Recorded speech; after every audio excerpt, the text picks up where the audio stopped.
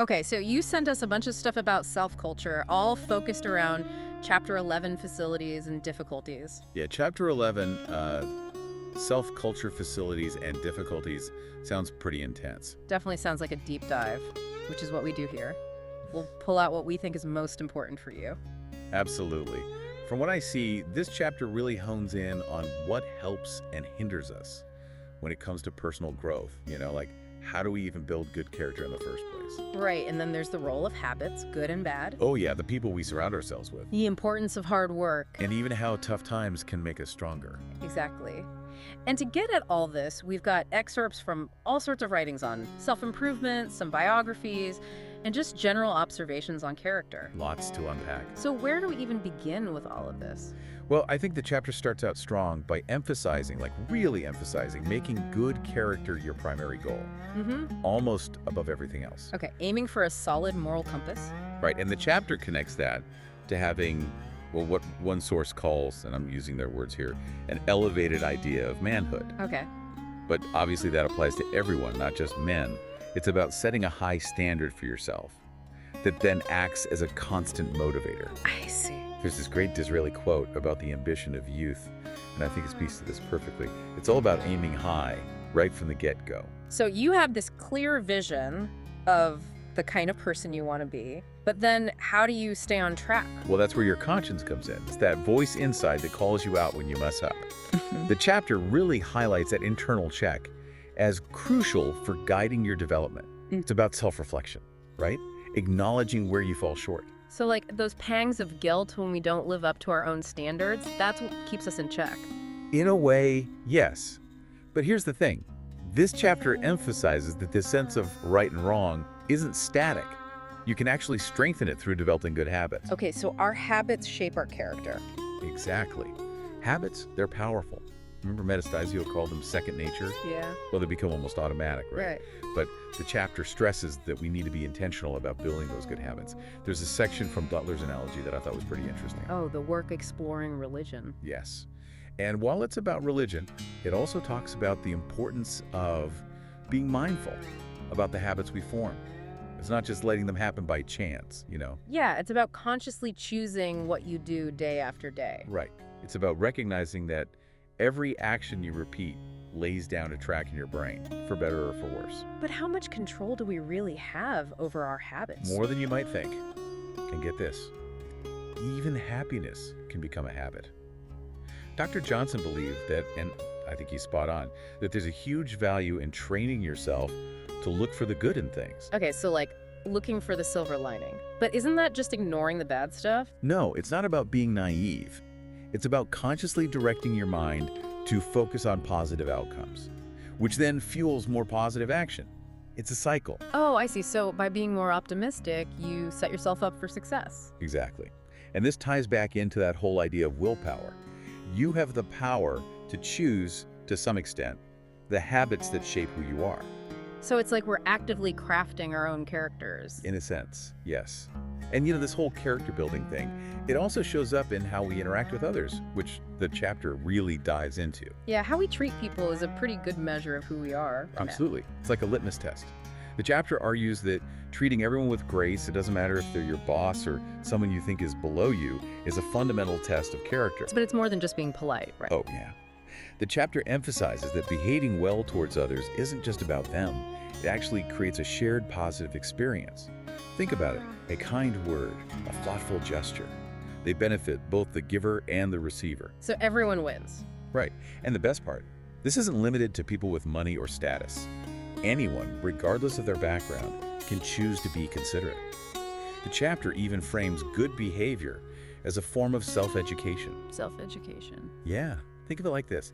Every time you choose kindness, every time you show respect, you're educating yourself in the art of being a better person. I like that. So we can all work on being more thoughtful and courteous. Precisely. And it's those little things, those subtle acts of gentleness and courtesy that actually end up having a huge impact on society as a whole. Like a ripple effect. Exactly.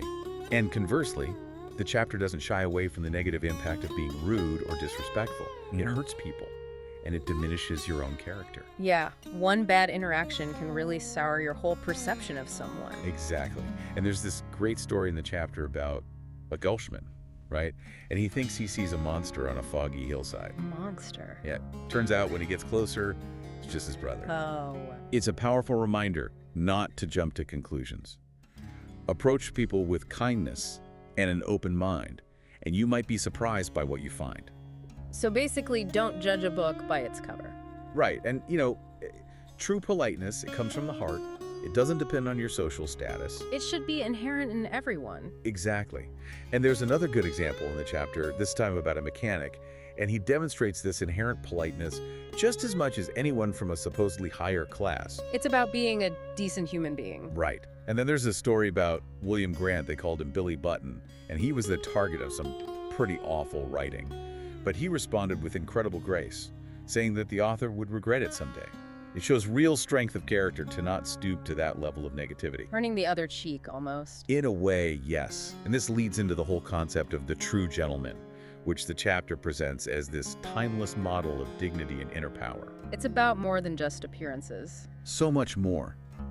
It's about integrity, about living by a certain code of conduct. There's a quote from a French general that nails it. He said, "The gentleman is always the gentleman, and invariably proves himself such in need and in danger." So it's about how you act when things get tough, not just when it's easy to be nice. Exactly.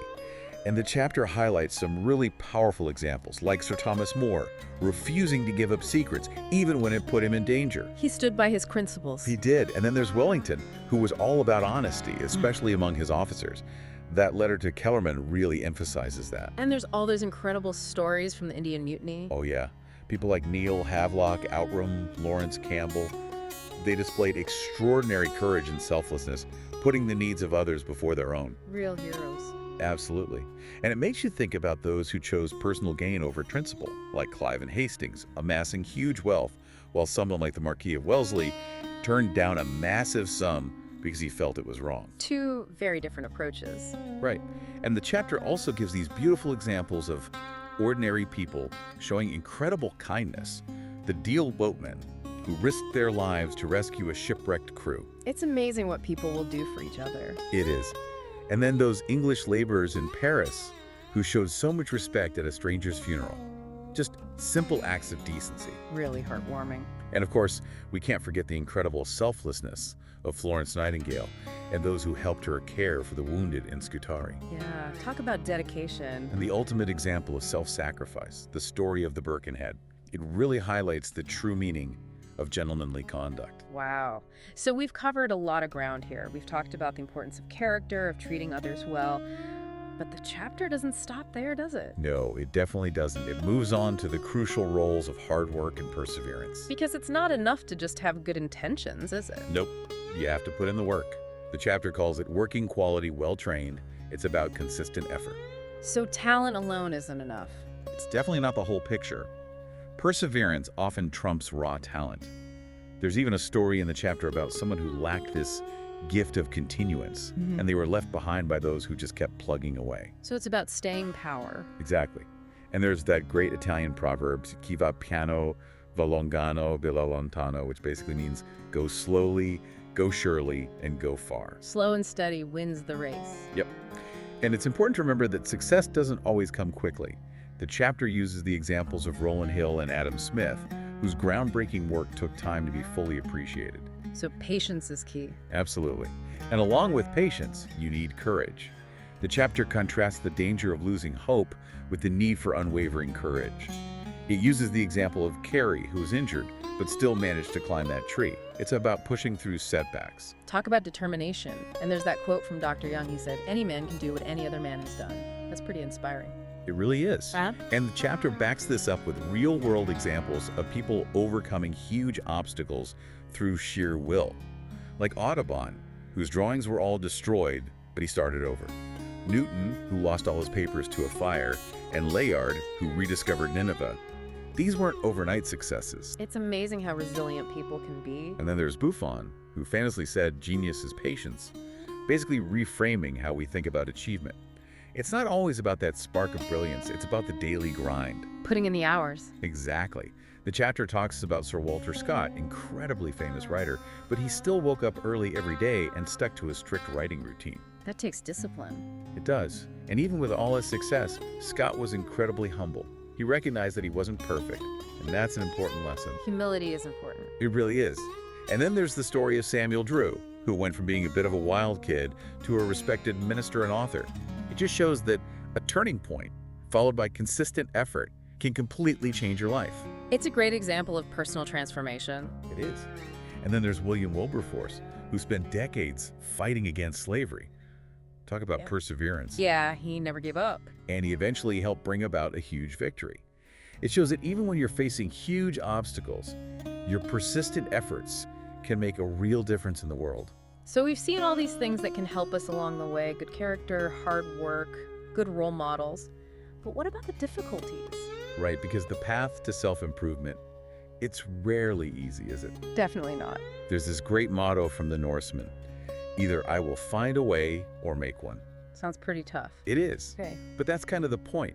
The chapter stresses that your willpower, your determination to put in the effort, is far more important than any natural talent. So wanting something isn't enough. You have to actually work for it. Exactly. The chapter actually compares wishing for things to a kind of sickness. Sickness. Yeah, unless those wishes are actually translated into action. They even use the example of Wellington. He didn't just wish for victories. He planned, he strategized, he persevered. He definitely put in the work. He did. And the chapter also highlights the value of just pushing through even the boring or difficult parts of life. Like doing the dishes or paying your taxes. Exactly. There's a quote from Ari Scheffer that sums it up perfectly. In life, nothing bears fruit except by labor of mind or body. So be prepared to roll up your sleeves and get things done. Absolutely. And the chapter tells these incredible stories about what people can achieve with sheer willpower.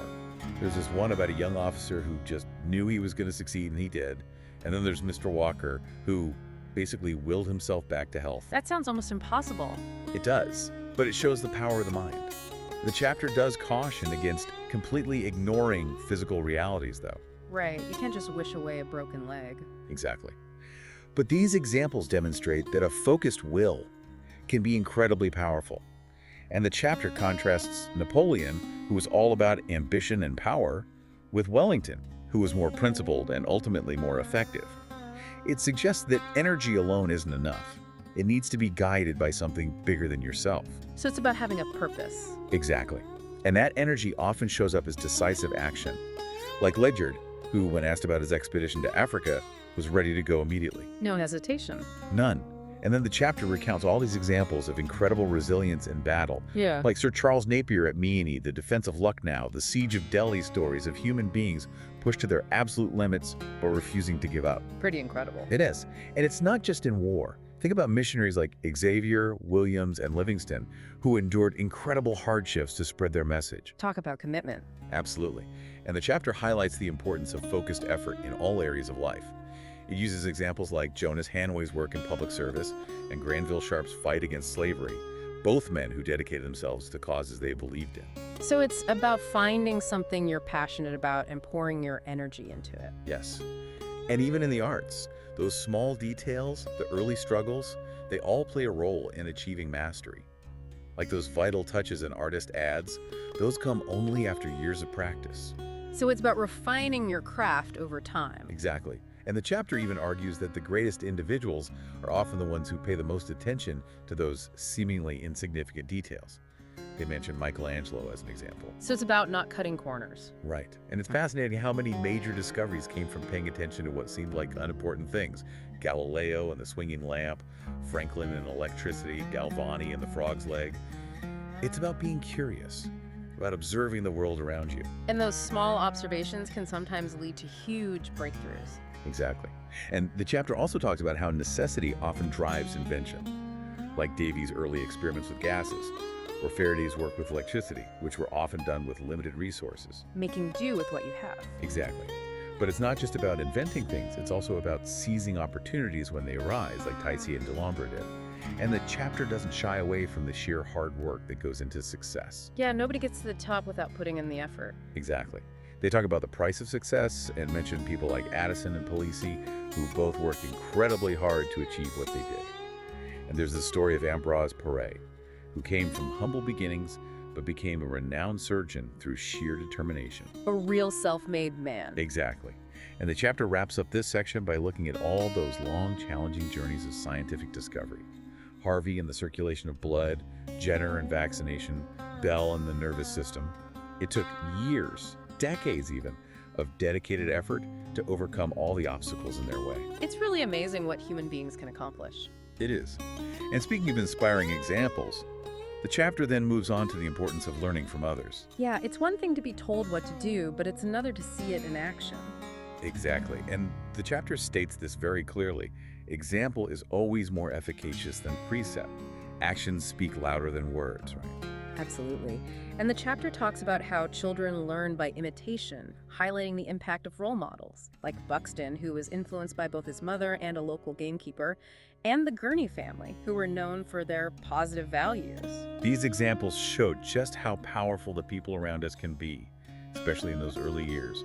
And the chapter touches on this beautiful concept of the essence of immortality that a person leaves behind through the example they set. So it's about the legacy we leave behind. In a way, yes. It's about inspiring others through the way we live our lives. And there's this great quote from Mrs. Chisholm who said, "If we want anything done, we must go to work and do." So lead by example. Exactly.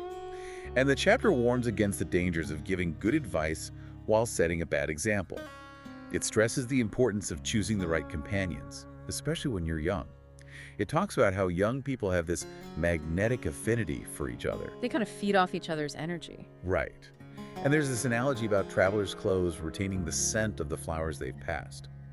It beautifully illustrates the subtle but lasting influence of the company we keep. It makes you think about who you're spending time with. It does.